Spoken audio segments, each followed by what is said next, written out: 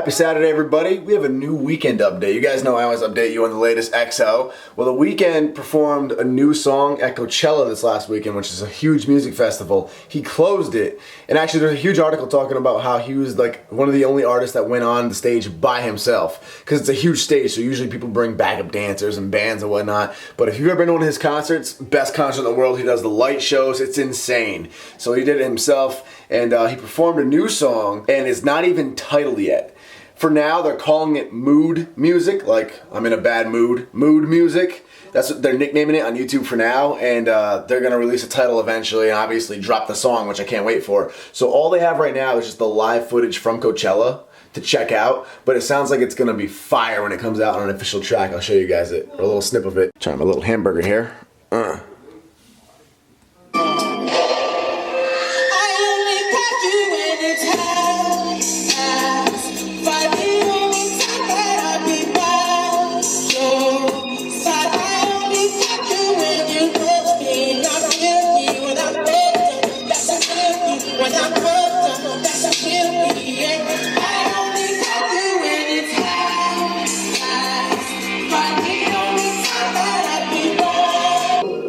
Cause I just fucked two bitches before I saw you. And you gon' have to Do it at my tempo. always try to say It's sick. It's sick.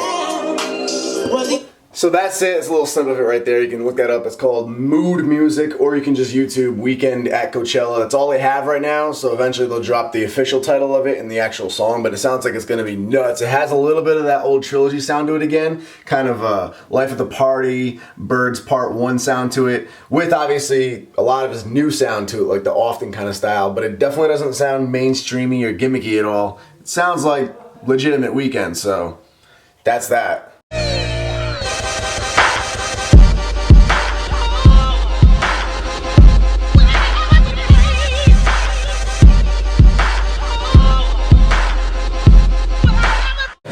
Unflavored, and he's mixing it up at the gym right now with his bottles and shaker and like a little chemist. See that? That's why I like the Umoro bottles. Yeah. No mixing in the gym. Look at him, Team Monster. Team Monster. Team Rockstar. Team Game Changer. Max tuning right there. And Team Fluffer. Although I've been cutting. Soon I'll be as ripped as you. Wait. Gymshark. He's got it all. Got the Gymshark bag.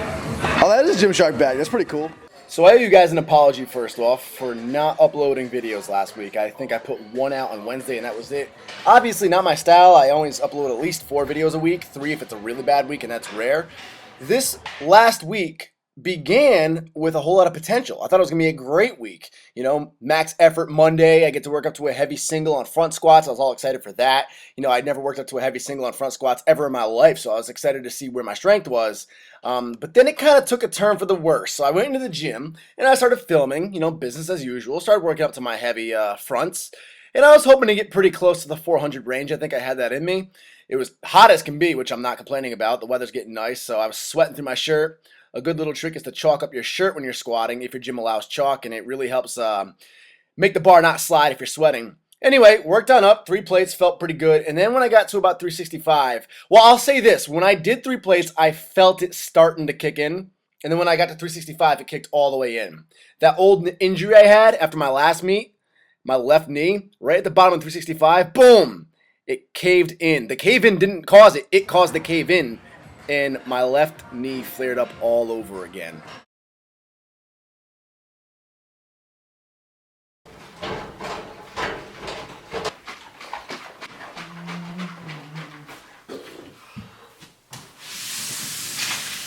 It's only Friday. I still got the whole weekend to rest, so I'm not gonna do anything crazy here because I want to take the time to rest. But I just want to see how this is feeling right now.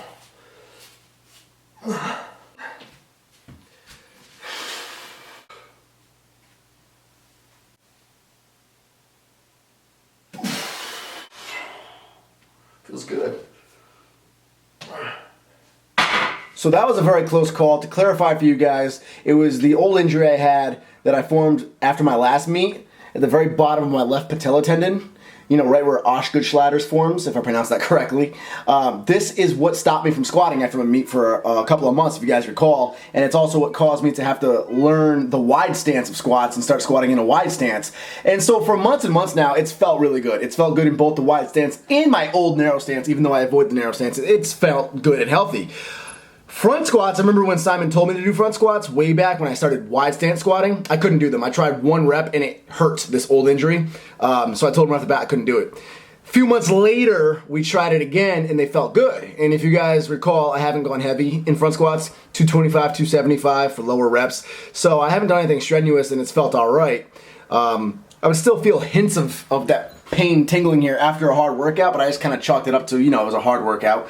Old injuries might flare up a little bit after a workout, not a big deal.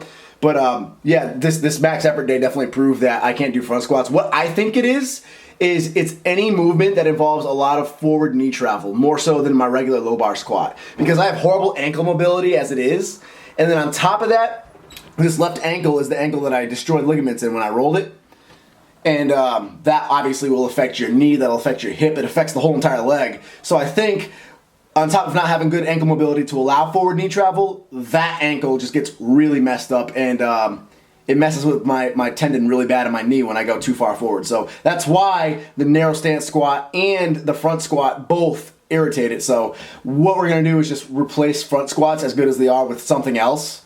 And fortunately, it was just a close call. I'm not injured. I'm not out of the game, knock on wood. I'm good to go back into squatting this next coming week. It hurt pretty bad for 2 or 3 days, but it's feeling pretty damn good now again. So very close call there, but we're just filling you guys in, and definitely a good learning experience. So I think if anything, it's going to be good because it's going to cause me to refocus on my form and technique like 110%, and that'll only better my squat. Okay, so lower body was out for this week, but where were my upper body videos? Well, Wednesday came around, and I was excited to do a nice bench video for you guys. And I got food poisoning. I got food poisoning, and no, it actually wasn't from my undercooked chicken, because I made sure to like heat that thing up in a pan every time I ate it. But I got food poisoning from the last meal I ate on Tuesday, and I was puking all Wednesday. I started puking, and then I could not eat for like 2 days. So I finally got Pepto-Bismol. Tastes like toothpaste. Yep. I have to give Pepto-Bismol a 10 out of 10 review, actually, because another side effect of the food poisoning was my rear end became a water park. I wish I had diarrhea. Not to give you guys TMI here, but I wish I had diarrhea because that would have been more bearable. No, you could have called my rear end Squirtle because it was just, I had to be careful walking and breathing, put it that way. Anyway, the Pepto-Bismol fixed that like immediately, so they actually do what they say they're going to do. It's great if you have any of those symptoms going on. Anyway, I learned also that food poisoning can last up to 24 hours and include fevers, which I didn't realize. And I had all of that. I had a nice fever going on. So Wednesday, I was puking the entire time I should have been benching. And then I had a fever all day. Finally, by the night, I felt better overall. I stopped puking. The fever was gone. I only puked like 2 or 3 times, but my stomach was just in knots the whole time. And then, so all Wednesday, I didn't really eat besides like 1 apple. And then most of Thursday, my stomach was in knots just from the aftermath of it. And I really didn't eat all day long Thursday either. So finally, at about 10:30 at night, I went and got Chipotle. And I stocked up on some mass builder. And I had all that at once just to try to get some nutrients and calories back in me. Because I had pretty much been fasting for 2 days against my will. So I hope this video didn't come off as too whiny. I wasn't trying to complain. I just wanted to keep you guys in the loop and explain why I didn't have videos for you last week. So I apologize about that. But we're good to go now. I'm feeling great. So the verdict of this stuff is really good. It's very berryish. I like it. And I believe it's pink. Yes, it is actually pink, as you can see. Ari's manning through her workout. Having a rough day, aren't you? Yeah. But she's doing it. She's doing it. She's got her camera all set up over here. She's using the home gym. Got the new lockjaws on. Warming up in the squats. Pretty cool. Look at the shoes we got going on. We got Ani's. All pink everything by Ari. And then Ari's Ani's. Yep. Best deadlifting shoes.